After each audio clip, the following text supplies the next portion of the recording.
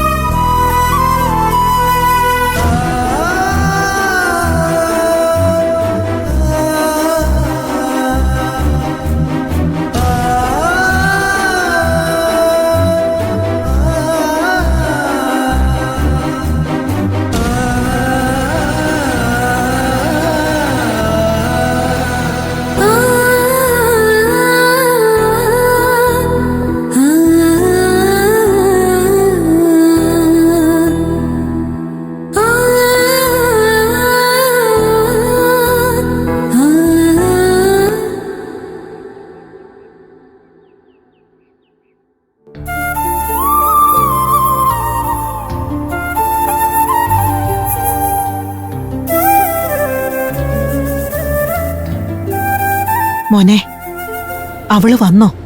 ഇല്ല മുത്തശ്ശി. ഈശ്വര,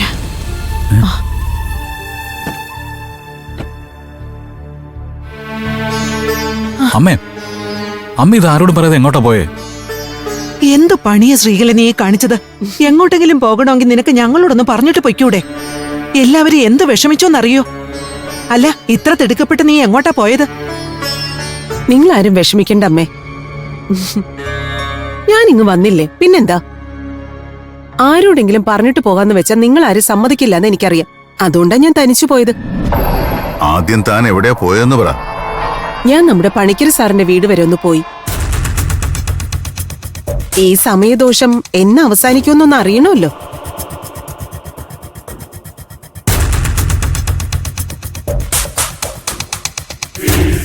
എന്തായാലും ഈ പോക്കുകൊണ്ട് ഗുണമുണ്ടായി. സാറ് പ്രശ്നം വെച്ച് നോക്കി എല്ലാ കാര്യങ്ങളും കൃത്യമായി പറഞ്ഞു. എനിക്ക് സന്ദീപിന് ഇപ്പൊ മോശ സമയമാണത്രേ.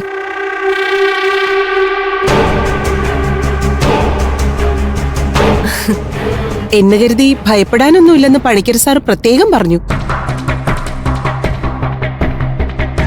അതെ, പ്രശ്ന പരിഹാരത്തിന് ദേ ചരടും ചെപിച്ച് തന്നിട്ടുണ്ട്.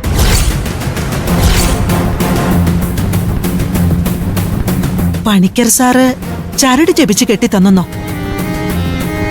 അതെ അമ്മേ. ദേ ഈ ചരട് കയ്യിലുള്ളിടത്തോളം കാലം ഭയപ്പെടാനൊന്നുമില്ലെന്ന് പണിക്കര് സാറ് പറയുകയും ചെയ്തു.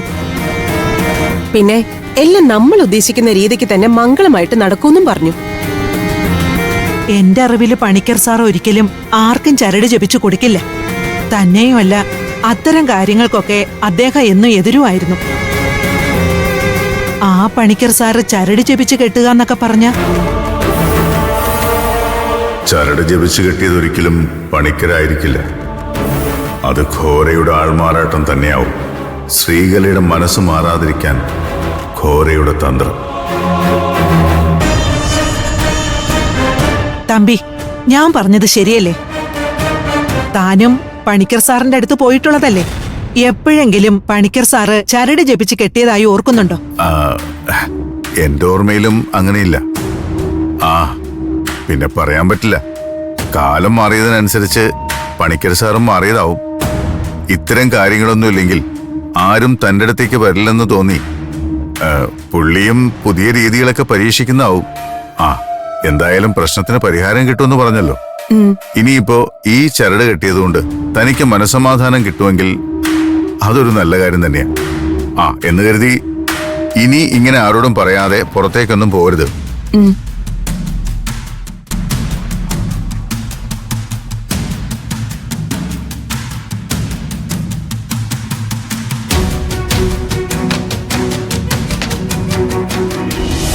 മൂകാംബിക ദർശനവേളയിൽ ദേവിയുടെ സന്നിധിയിൽ പൂജിച്ച ചരടുകളും കുങ്കുമപ്രസാദവും സന്ദീപ് കൂടെ കൊണ്ടുവന്നിരുന്നോ?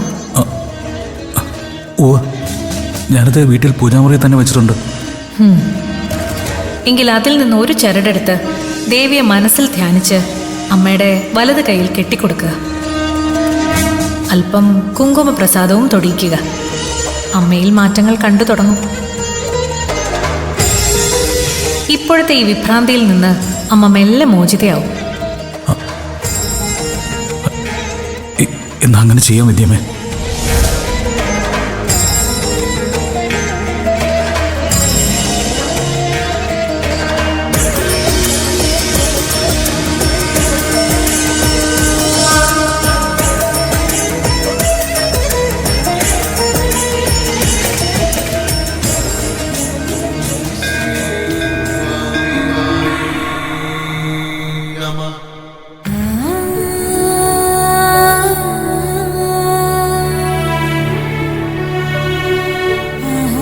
ഈ ജന്മം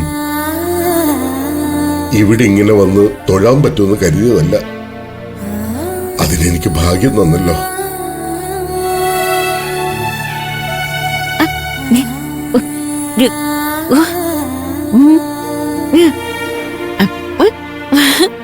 ശരിയാ, എന്നെ വീണ്ടും ഈ തിരുനടയിൽ കൊണ്ടുവന്ന് നിർത്തുമെന്ന് മോള് പറഞ്ഞപ്പോ അതെന്നെ ആശ്വസിപ്പിക്കാൻ പറയുന്നെന്ന് ഞാൻ കരുതി. പക്ഷേ ഇപ്പൊ അച്ഛന് വിശ്വാസമായി. എന്റെ മോൾ എന്ത് പ്രാർത്ഥിച്ചാലും ആഗ്രഹിച്ചാലും അത് മൂകാംബിക അമ്മ സാധിച്ചു തരുമെന്ന്.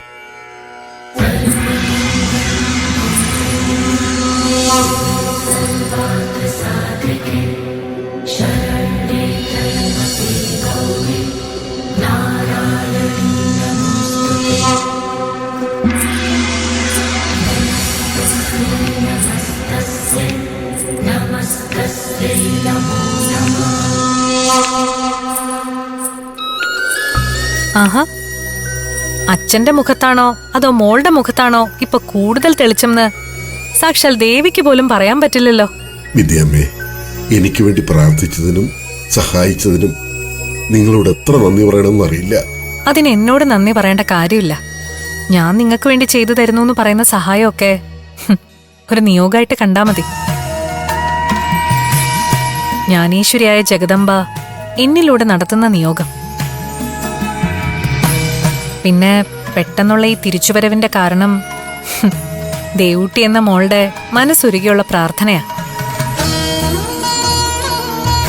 ഒരാൾക്ക് വേണ്ടി ആത്മാർത്ഥമായി പ്രാർത്ഥിക്കുന്നതിനേക്കാൾ ദിവ്യ ഔഷധം മറ്റൊന്നുമില്ല. വിദ്യാമ്മ പറഞ്ഞത് 100% ശരിയാ. എന്റെ മോള് മനസ്സുരുകി ദേവിയോട് പ്രാർത്ഥിച്ചതുകൊണ്ടാ മരണം മുന്നിൽ കണ്ട ഞാൻ ഇപ്പൊ ഇങ്ങനെ ആരോഗ്യത്തോടെ ഈ മണ്ണിൽ നിൽക്കുന്നു. ഈ ലോകത്തെനിക്ക് കിട്ടിയതിൽ വെച്ച് ഏറ്റവും വലിയ പുണ്യമാ